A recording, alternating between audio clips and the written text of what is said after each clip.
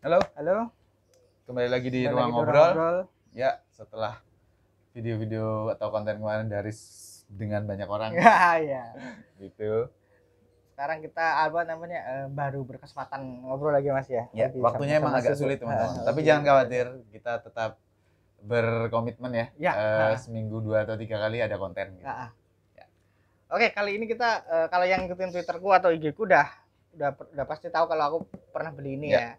Beli ini terus menjanjikan untuk bahas. Awalnya kan aku pengen nge-review di Twitter Mas. Jadi tweet gitu, tapi setelah baca enggak ini aku perlu ngobrol. Ya. Karena feel yang dapat itu luar biasa sih. Ya. Sebagai penggemar Gundam. Ya, betul. Gundam ini by the way. Ini belum lengkap, Riz? Udah dong. Udah ya, 1 sampai 9. 12. 12. Oke. Oh, ini.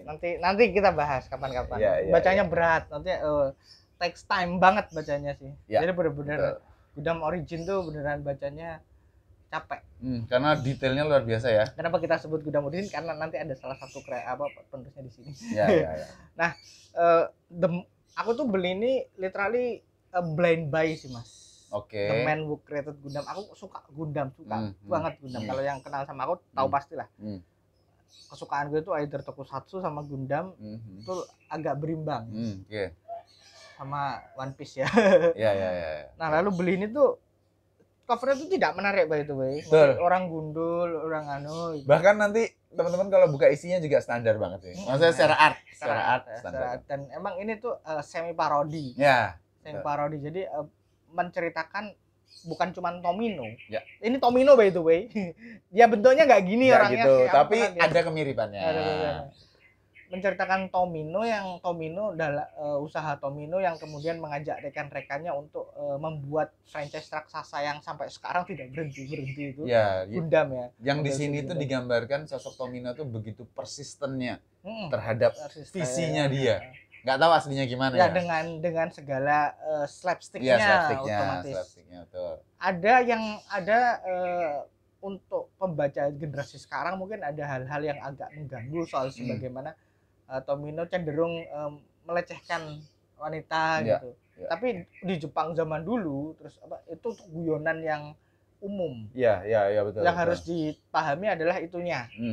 Adalah perbedaan generasi joke aja. Betul, tapi sebetulnya kalau teman-teman yang ngikutin anime, manga Jepang gitu sebetulnya sudah sangat biasa. Sudah sangat dengan biasa. Hal-hal kayak tapi gini. Kalau yang enggak, apalagi generasi sekarang ya dengan banyak woke people itu. Ada SJW nanti. Hal-hal sesimpel ini bisa bikin trigger. Nah, warning dulu soal itu sih. Di luar itu semua bukunya itu beneran kocak dan informatif. Betul, sangat informatif.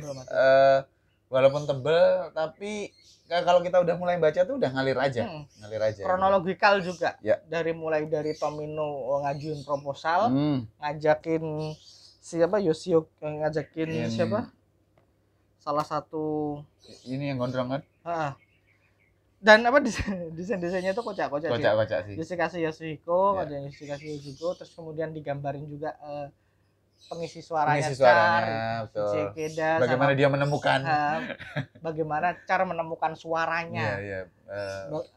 Karakteristiknya terus siapa Amurure itu Toru yang dibentak-bentak itu. Yang dibentak. Dia kan masih pada saat ini ditampar, dipukul. Ayo ngomong bener. Akhirnya dapat. Dia nggak tahu apakah selebay itu juga di aslinya. Kayaknya sih enggak Tapi beneran mungkin tekanan yang didapat para seiyuu pada saat itu Tomino kan emang keras ya. Keras. Dan sekali lagi juga. Apa ya teman-teman?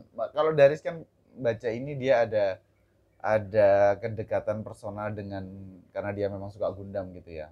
Kalau aku jujur selesai baca ini itu malah sangat tertarik dengan keadaan di Jepang pada saat itu. Ya salah satunya tadi bagaimana bahkan mungkin jauh sebelum tahun 78 79 dunia seiyuu itu sebegitu profesionalnya kan.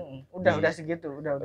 Jadi kayaknya apaan sih kalau di Indonesia mungkin sampai sekarang aja mungkin itu masih kayak cuma ngisi suara gitu kan. Tapi kalau itu jenjang karir yang udah bagus sekali gitu. Sampai sekarang ya. Sampai sekarang. Terus emang industrinya udah kebentuk sih. Betul. Terus bagaimana tadi Daris juga bilang dari awal pengajuan proposalnya si Tomino bahwa dia punya visi yang sangat kuat terhadap ini adalah film terhadap adalah Gundam. yang akan mengubah Ya, paradigma anime. Karena animenya digambarkan tahun 78-79 itu teman-teman di Jepang itu lagi lagi decline dan gitu. emang faktanya begitu. Memang faktanya begitu. Nah, nanti apa yang membuat itu decline nanti kita bahas lagi di konten selanjutnya. Nah, tapi bagaimana Tomino bukan dilecehkan, disepelekan gitu.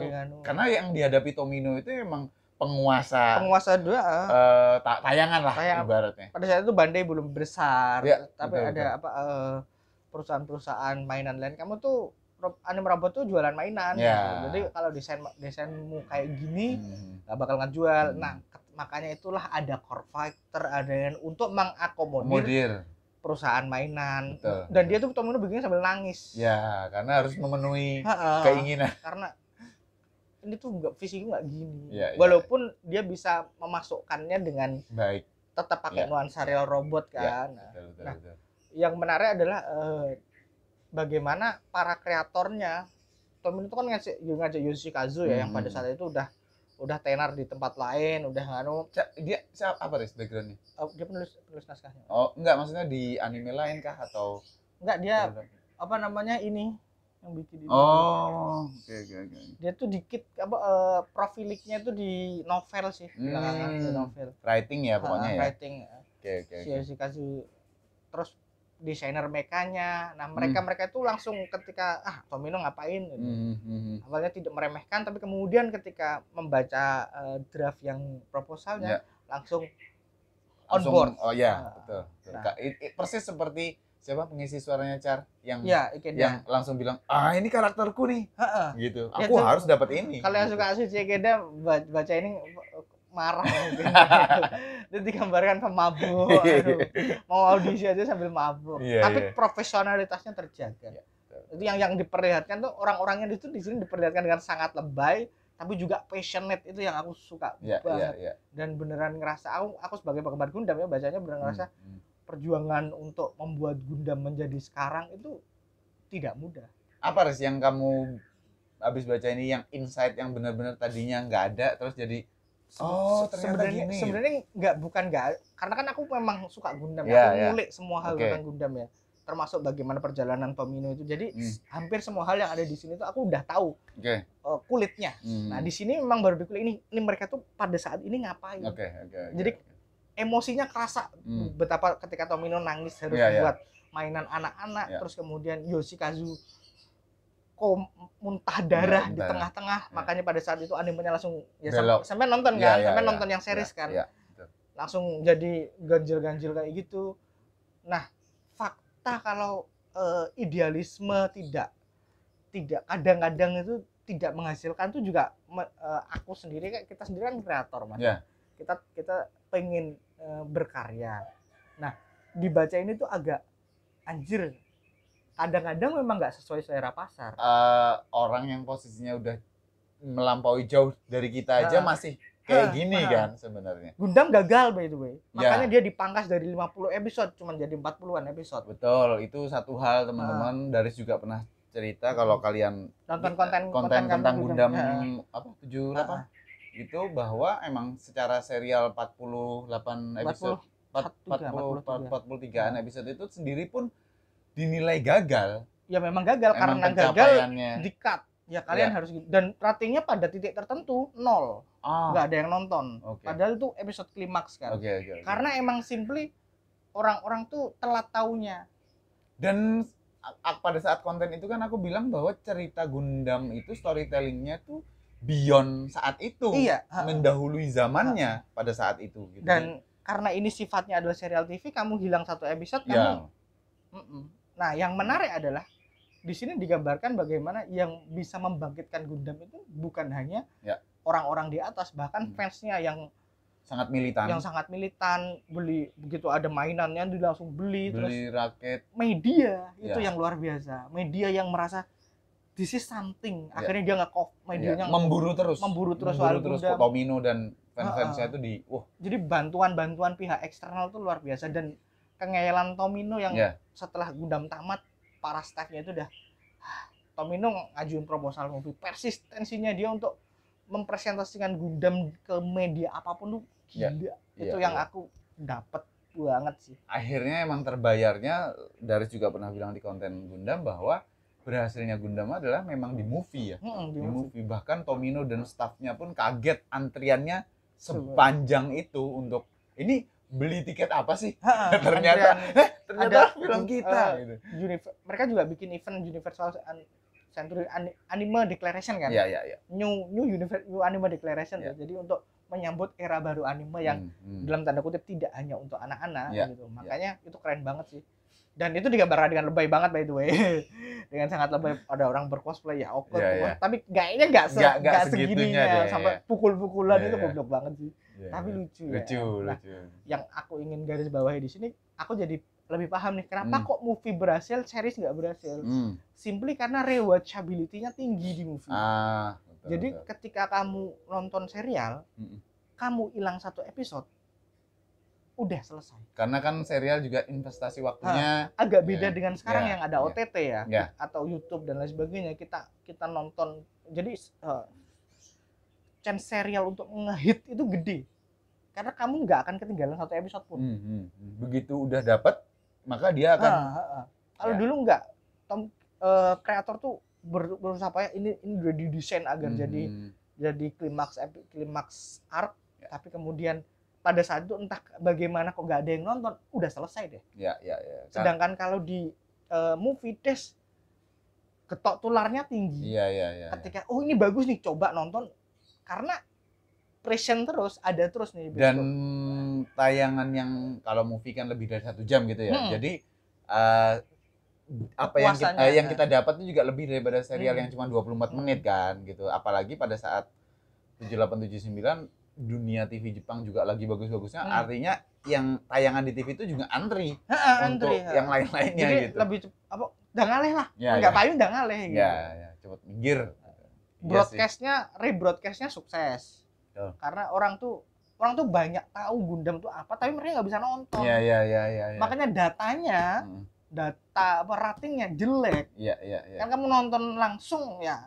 Karena rating TV dan data misalnya fans itu hal yang berbeda. Hal yang berbeda pada saat itu. Banyak yang beli mainan tapi nggak nonton. Itu kan jadi bingung kan ya. Ini gimana, apa dilanjutin apa enggak. Makanya itu aku tuh yang dapat feel-nya itu di situ sih, Mas. Bagaimana mengikuti ikut capek, stres ngelihat Tomino gitu loh. Dan ya itu yang aku suka banget tuh, persistensi para kreator untuk mewujudkan karyanya itu gila. Iya sih. Dan harus seperti itu. Oke. Kalau nggak sampai kalau nggak sengoyo itu ya kamu, kalau kamu punya karya, kamu nggak berjuang sekuat tenaga sampai mempromosikan dan lain sebagainya karyamu itu, ya kita nggak berhak protes ya kalau memang ya jadinya segitu aja.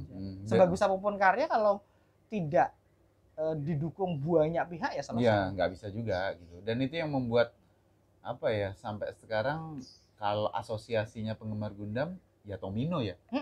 Mau ada Gundam siapapun yang bikin atau apapun itu ya tetap Tomino gitu. Iya. Karena emang ya dia mbahnya Gundam sih. Iya sih. Itu kalau teman-teman yang suka Gundam, teman-teman terutama 0079 ya, terutama Gundam original ya, yang tidak hanya ingin melihat Gundam tapi ingin layer-layernya banyak, itu baca buku ini tuh sangat disarankan. Karena walaupun kita udah dan by the way ini setiap segmen tuh ada penjelasan tambahan. Ya. Data real lah. Mana sih, tak carikan data realnya. Nah, ini ada kayak gini ya. Ya, betul. Jadi ini literally beneran kayak baca Wikipedia ya. Ya, aset sih buat penggemar Gundam ini bener-bener harta. Ini bener-bener harta. Tapi ada minusnya. Fisiknya. Iya sih. Ngelontok bisa. Laminasinya teman-teman. Coba bisa dilihat nih, kebuka. Gitu. Karena aku tuh tipe orang yang baca buku dimanapun ya. Jadi ketika aku baca ini tuh aku lagi nemenin orang tuaku, pas lagi di Jogja. Jadi aku bawa tas, baca bapak ibu lagi kemana aku baca. Jadi ya aku pinjaman ke Mas Bagas itu bentuknya udah kayak gini. Nah ini minusnya sih. Tapi menurutku hal ini tidak akan mengurangi esensi bukunya. Gitu. Karena bagaimanapun yang kita baca itu kan kontennya ya, bukan ya fisik itu ya penting. Tapi lebih penting isinya. Iya. Wajib ya buat penggemar. Kalau buat penggemar Gundam yang memang nggak cuman sekedar Gunpla, nggak cuman sekedar nganu, yang pengen ngerti nih esensinya Gundam, esensi awalnya Gundam, kenapa dia ada, kenapa dia sukses sampai sekarang. Ya, ini wajib baca. Gundam tuh sukses for reason. Iya betul. Kenapa Macross tidak seperti Gundam? Iya kan? Iya, Kenapa iya, Patrabor tuh juga nggak seperti Gundam? Betul. Padahal kan sama-sama cukup real robot iya, juga kan? iya, Bukan betul. Macross kan sampai titik tertentu walaupun ada aliennya Ada ya. alien, tapi kan secara perubahan wujud, secara skala itu ya kayak Gundam lah. Kenapa franchise robot lain itu berhenti tapi Gundam tuh terus tuh karena emang persistensi para kreatornya itu tidak main-main. Ya kalau di kreator Hollywood gitu ya, bentuknya kebanyakan kan buku, bukan komik ya, bukan manga kayak misalnya tentang Stanley, tentang Steve Ditko, tentang Bob Kane, Batman. Tapi ini tuh jadi bisa lebih relate lagi karena memang bentuknya tuh manga yang kesehariannya kita baca sih gitu loh. Jadi kita enak banget lah untuk menyerap banyak halnya. Oh, ada lidahnya juga kayak gitu. Ya. Jadi memang ini tuh ya didesain untuk orang Jepang yang lebih suka baca komik dibandingkan aku. Ya. Betul. Oke sih. Mungkin itu aja kali. Itu aja kali ya teman-teman untuk The Man, M-A-N, Who Created Gundam. Bisa beli di Periplus ya. Aku belinya dari Periplus sih. Ya, itu dia. Oke, nanti kalau ada hal-hal terbaru tentang Gundam akan kita langsung bikinkan konten. Thank you teman-teman yang udah nonton. Sampai ketemu di obrolan selanjutnya.